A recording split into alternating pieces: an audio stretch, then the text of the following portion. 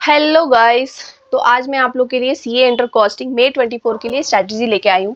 Only 7 chapter equal to 70 marks ऐसे आ सकता है आपको, क्योंकि मैं ऐसे एज पर आईसीआई मॉड्यूल उसका वेटेज और पास्ट ईयर क्वेश्चन मैंने देखा है कि इस 7 चैप्टर में से कभी आपका अटेम्प्ट स्किप हुआ ही नहीं है। हर अटेम्प्ट में आपको 10 मार्क्स का क्वेश्चन देखने को जरूर मिलता है।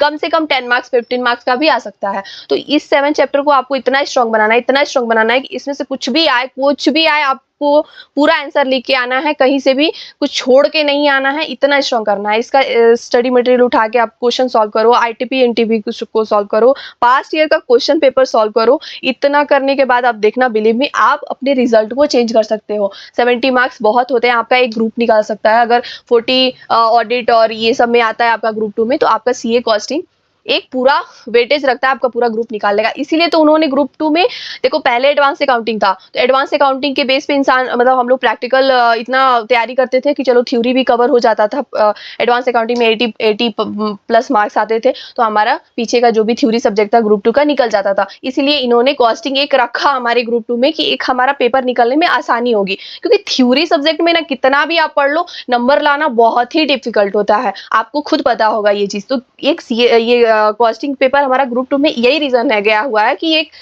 हमारा न्यूमेरिकल है, तो इसके बेस पे हमारा और सब पेपर निकल जाए, क्योंकि हमको 40 मार्क्स तो चाहिए बट एग्रीगेट 50 प्लस चाहिए होता है, तो तभी हमारा पेपर निकल सकता है। तो इस चीज को ध्यान में रखते हुए मैंने 7 चैप्टर आप लोगों के लिए लाया है। 7 चैप्टर पे ज्यादा फोकस करिएगा। उसके अलावा मैंने बी कैटेगरी सी कैटेगरी सब दे रखा है, तो आपको अगर टाइम मिलता है तो सब करिए। अगर आपके पास टाइम है तो सब करिए, फिर तो कुछ छोड़ना ही नहीं है। लेकिन नहीं है तो मैं आपको स्पेसिफिक चैप्टर जरूर बताऊंगी। ओके, तो चलिए देखते हैं।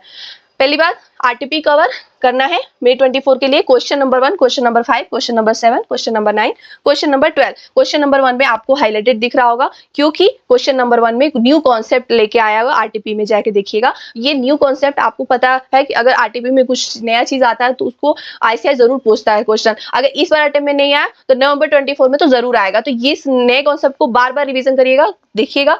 नहीं आ रहा है रट के जाइए, कुछ भी करिए, ये सारा क्वेश्चन आपको करके जाना है। क्वेश्चन नंबर 1 पे ज्यादा फोकस करना है, ये इसीलिए हाईलाइटेड है। आप आरटीपी का पूरा अगर नहीं कर पा रहे हो तो आप सिर्फ इतना कर लीजिए, ये 5 क्वेश्चन। उसके बाद ये आपका 7 चैप्टर है। एबीसी एनालिसिस कैटेगरी ए का है। Overhead, ABC, cost sheet, service costing, standard costing, marginal, budget and budget control. Budget control का आरटीपी में आपका क्वेश्चन नंबर 12 है क्वेश्चन, उसको आपको जरूर प्रैक्टिस करके जाना है। और इसमें से आप कभी भी देखिए, कुछ भी उठाइए, 10 मार्क्स से कम नंबर का क्वेश्चन आता ही नहीं है एग्जाम में।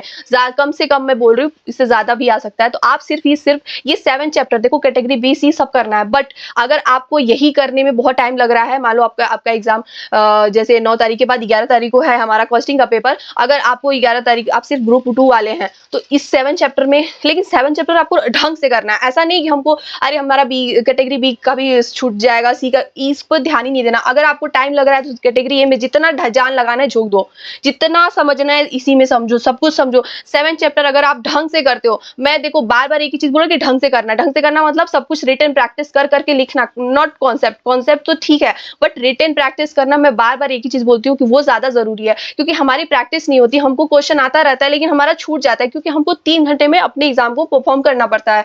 3 घंटे में हमारा मिनिमम टाइम होता है, बहुत सारे क्वेश्चन होते हैं, कैलकुलेशन मार्क कैलकुलेटर पे पूरा कुछ करने में बहुत टाइम लग जाता है। तो इसीलिए आपको रिटन प्रैक्टिस करना है, जितना ज्यादा हो सके उतना ज्यादा। ये 7 चैप्टर के बाद अगर आपको लग गया कि 7 चैप्टर मेरा बहुत अच्छे से हो गया, कहीं से भी कुछ भी क्वेश्चन आएगा मैं कर लूंगा या कर लूंगी, तो उसके बाद आपको नेक्स्ट शिफ्ट होना है कैटेगरी बी में, जो कि material costing, cost accounting system, employ cost, ये आप कर सकते हैं। कैटेगरी सी का भी दिया हुआ है मैंने, बट मैं बार बार एक रिमाइंडर दिला रही हूँ आपको, कैटेगरी ए पे ज्यादा फोकस करना है। अगर आपको एग्जाम्शन लाना है तो कैटेगरी बहुत ज्यादा चीज पे उलझो मत। मैं स्ट्रेट फॉरवर्ड यही बताना चाह रही हूँ कि देखो, कुछ प्रूव नहीं करना चाह रही हूँ, लेकिन अगर आप कैटेगरी ए सिर्फ और सिर्फ बढ़िया से कर लेते हैं तो आपका 70 प्लस मार्क्स अच्छे से आएगा। But point to be noted कि आपको अच्छे से करना, एक भी जैसे होता है ना कि क्वेश्चन आया आपने एंड तक सॉल्व किया अच्छे से आंसर लाके, तब आपका चांसेस है अच्छे से। और पूरा वर्किंग नोट के साथ गाइस, वर्किंग नोट हम लोग नहीं बनाते, हम लोग कैलकुलेशन अपने कैलकुलेटर पे करके रहने देते हैं, लेकिन हमको एग्जामिनर को बताना होता है कि मैंने कैलकुलेशन से लिखा है, कहीं इधर उधर देख के नहीं लिखा है।